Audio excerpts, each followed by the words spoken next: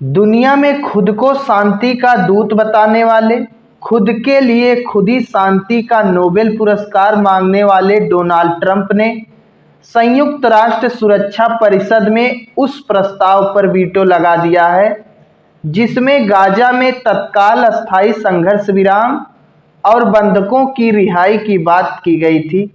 खुद के लिए शांति का नोबेल पुरस्कार मांगने वाला डोनाल्ड ट्रंप उस प्रस्ताव पर वीटो लगाता है, उस प्रस्ताव को रोक देता है जिसमें यह बात कही गई थी कि गाजा पट्टी में नरसंहार किया जा रहा है, उसे रोकने की ज़रूरत है।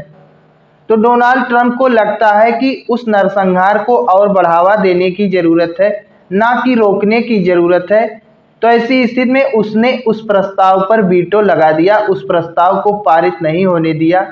अगर वह प्रस्ताव पारित हो जाता तो जो गाजा पट्टी में नरसंहार हो रहा है वह पूरी तरीके से रुक जाता और उसके बाद जो इजराइल कहता है कि हमारे बंधकों की रिहाई की जाए, उसके बंधकों की रिहाई की भी बात उसमें कही गई थी।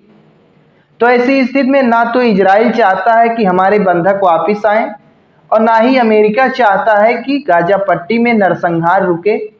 दोनों का एक ही मकसद है, पूरी तरीके से गाजा सिटी पर कब्जा करना, उसको दुबई जैसा टूरिस्ट बनाना, जैसा कि हमने पिछले वीडियो में बताया पूरे अच्छे से कि अमेरिका सऊदी अरब किस प्रकार से एक प्रस्ताव ला रहे हैं, एक योजना जिसके तहत गाजा पट्टी में समूल विनाश करके वहां पर दुबई जैसा टूरिस्ट बसाएंगे।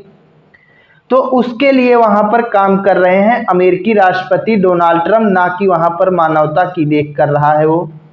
खुद के लिए सबसे बड़ी आश्चर्य की बात तो ये है कि जो शांति का नोबेल पुरस्कार मांगता है उसको शर्म नहीं आती, इस प्रकार की घटिया हरकत करता है और उसके बाद कहता है कि हमें शांति का नोबेल पुरस्कार चाहिए।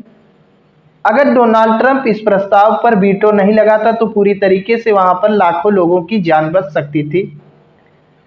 संयुक्त राष्ट्र के सबसे शक्तिशाली निकाय के सभी 14 अन्य सदस्यों ने प्रस्ताव के पक्ष में मतदान किया।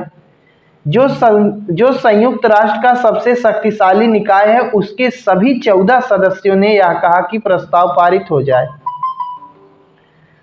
उसके सभी सदस्यों ने कहा कि प्रस्ताव पारित हो जाए, लेकिन डोनाल्ड ट्रंप कहता है नहीं, अभी नरसंहार और होने दो, पूरी तरीके से गाजा पट्टी में विनाश हो जाए ताकि वहां पर हमें आसानी हो दुबई जैसा टूरिस्ट बसाने में।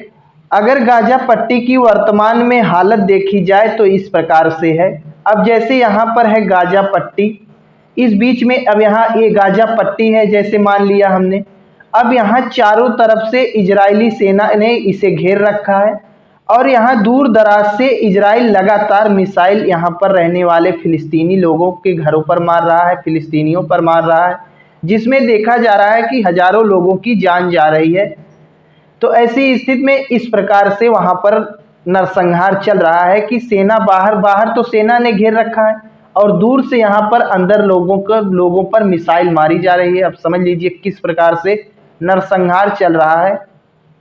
और इस नरसंहार में ऐसा नहीं है कि केवल इजराइल को ही दोष देना है, इसमें हमास की भी बहुत बड़ी भूमिका है।